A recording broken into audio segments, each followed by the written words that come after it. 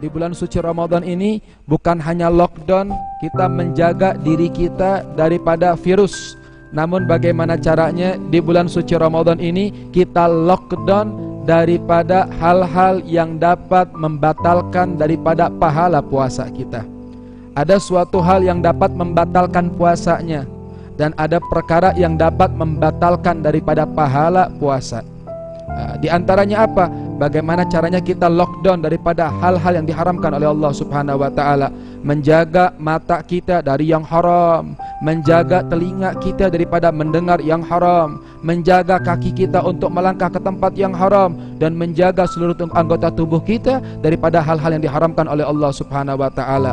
Tidak cuma menjaga anggota tubuh kita saja, menjaga hati kita dari dengki, dari hasad, dari benci, dan daripada hal-hal yang dihinakan oleh Allah Subhanahu wa taala.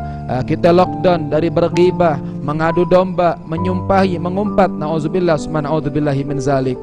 Kita lockdown di rumah kita, insyaallah dengan lockdown kita ini bisa terhindar daripada kemaksiatan-kemaksiatan. Dahulu mungkin di tahun kemarin kita sibuk berkumpul dengan teman-teman kita menunggu datangnya buka puasa dengan menonton yang haram, atau kita menunggu daripada buka puasa dengan mengucapkan perkara yang haram, berkata hal-hal yang dihinakan oleh Allah Subhanahu wa taala. Namun di tahun ini dengan berkat lockdown kita, mudah-mudahan kita bisa menjaga seluruh anggota tubuh kita daripada hal yang diharamkan oleh Allah Subhanahu wa taala. Amin rabbal alamin. Tidak bukan hanya demikian saja, di bulan suci Ramadan ini selain program kita membaca Al-Quran, kemudian kita program kita untuk menjaga diri kita daripada hal yang diharamkan oleh Allah Subhanahu wa taala. Dan yang paling penting, bagaimana di bulan suci Ramadan ini kita mempunyai kesempatan mendapatkan daripada anugerah yang agung dari Allah Subhanahu wa taala. Allah Subhanahu wa taala berfirman, "Wasari'u ila magfiratim rabbikum." Wahai manusia sekalian, berlarilah kalian, bergegaslah kalian untuk mendapatkan ampunan dari Allah Subhanahu wa taala. Dan di bulan suci Ramadan ini adalah bulan Allah taala membukakan pintu ampunan seluas-luasnya. Bagaimana kita mendapatkan ampunan oleh Allah Subhanahu wa taala? Wa jannati arduha samawati wal ardu aidat lil muttaqin. Surga yang tingginya, yang luasnya bagaikan langit dan bumi ini Allah Subhanahu wa taala ciptakan bagi orang-orang yang bertakwa. Siapa mereka orang yang bertakwa? Alladzina yunfikuna fis sarra'i wad dharra'i. Mereka adalah orang-orang yang menginfakkan harta mereka baik dalam keadaan senang maupun dalam keadaan sulit. Tragedi wabah atau pandemi yang menimpa kita saat ini menjadi kesempatan untuk kita berlomba-lomba dalam kebaikan.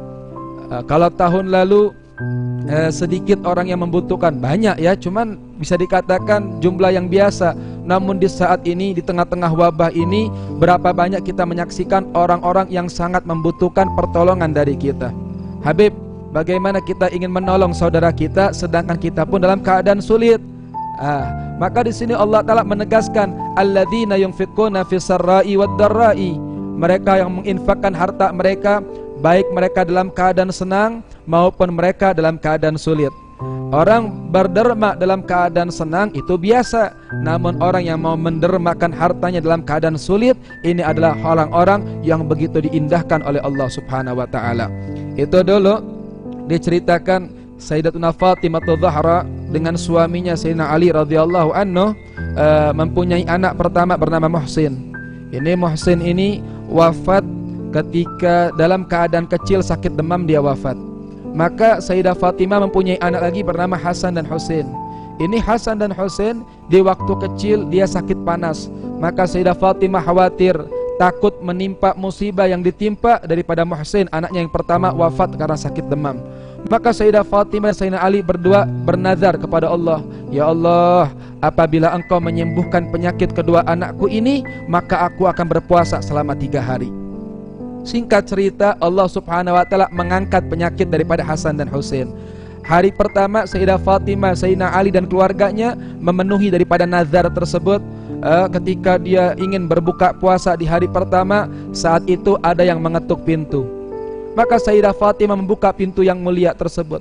Bertanya Sayyidah Fatimah, man fil bab, siapa di pintu? Ana miskin, saya orang miskin, saya butuh makanan. Maka Sayyidah Fatimah memberikan makanan dia untuk berbuka puasa kepada saudaranya miskin yang membutuhkan. Hari pertama berbuka puasa hanya minum air putih.